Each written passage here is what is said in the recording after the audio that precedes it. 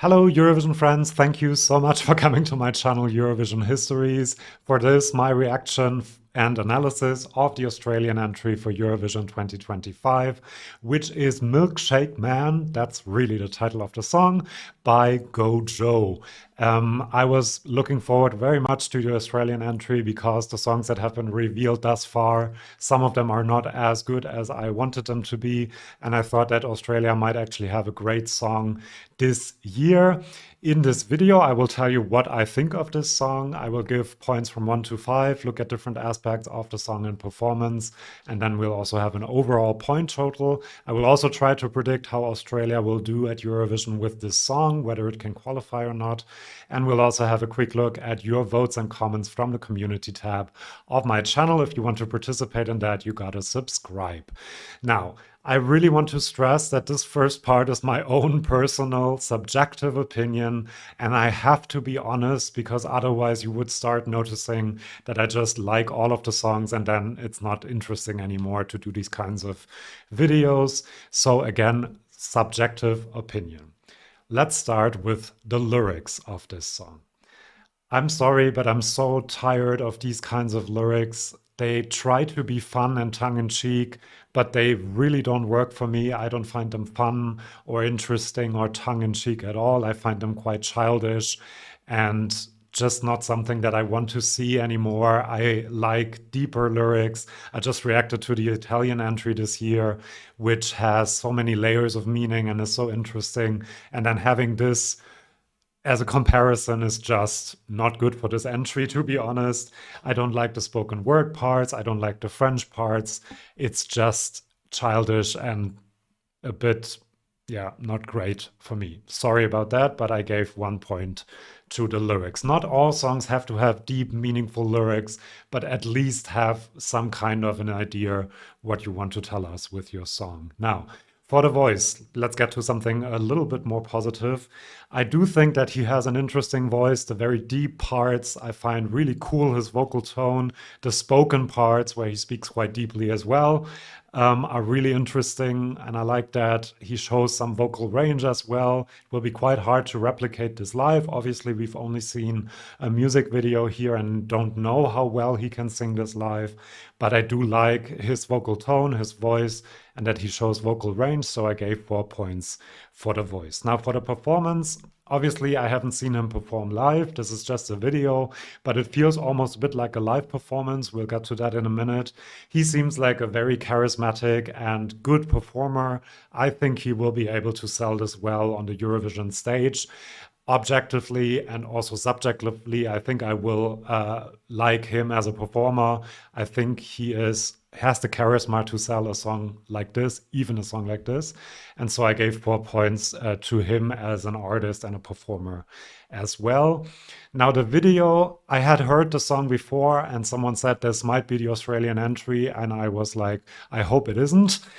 But at least I expected, if it was going to be the Australian entry, and now it is, I expected a creative video, like a fun, maybe 60s style video. Maybe he's in a diner or something like that. And it is a colorful video. A lot is happening in the video. There are milkshakes obviously being made in the video. However, I just thought that it would be something more interesting, and it keeps repeating. That's kind of in keeping with the song. So I was a bit underwhelmed by the creativity that went into this.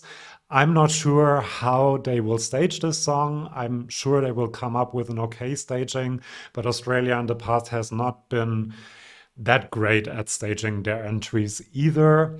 And so in the end, sorry again, but I gave 2 points only to the video. Now for the song, I think musically this is quite a good composition. It's quite fun. It's catchy as well, which is very important for Eurovision, obviously. I like that there is a bit of a structure. It's not very monotonous. However, it is kind of repetitive in the last minute, especially. It kind of drags on and on and on and just goes through the motions. That part I don't really like all that much. I do like the call and response between him and his deep voice and his higher choir. That adds an interesting, yeah, call and response to the song. I do like that. I don't like the spoken word parts at all. I am never a fan of these in songs unless they have some kind of an effect. But here I really don't like it, and it kind of makes me cringe while listening to the song, unfortunately. However, because it is a good composition, because it's fun and catchy as a song, I gave this 2 points out of 5, and that gives us a total of the song counts 3 times because it's the most important part of a Eurovision package. That gives us a total of 2.5 points for the Australian entry, Milkshake Man. Now, before I tell you how I think Australia will do at Eurovision, do subscribe to this channel. I will give you my honest opinion, as you just saw. I told you what I thought of the song. If you don't like it, do comment and let me know what you thought. I love spending the Eurovision season with you guys, commenting, discussing the entries, and sometimes I'm also convinced by someone else liking the song and giving me arguments why I should like it. So if you want to join in that and don't want to miss any of my videos, do subscribe to the channel. Now for the prediction. That is a bit hard for me, I have to be honest. Let's look at the semi-finals. Which semi-final this is in? Australia is in semi-final 2, and it is in the first half, which is not that good to be in the first half. However, it is surrounded already by some pretty special entries. We have a ballad from Montenegro, we have a special rock song with a special vibe from Lithuania, this very special song also from Latvia. So maybe in there, the poppiness of this song can help it stand out. However, we have 2 songs, Finland and Malta, in the second half, which do also these insinuations and stuff like that in the lyrics and in the performance. So maybe these 2 coming after this one could hurt it a little bit. I don't think they're musically all that similar. So if people go for the music and not so much the lyrics, I don't think that will hurt Australia all that much.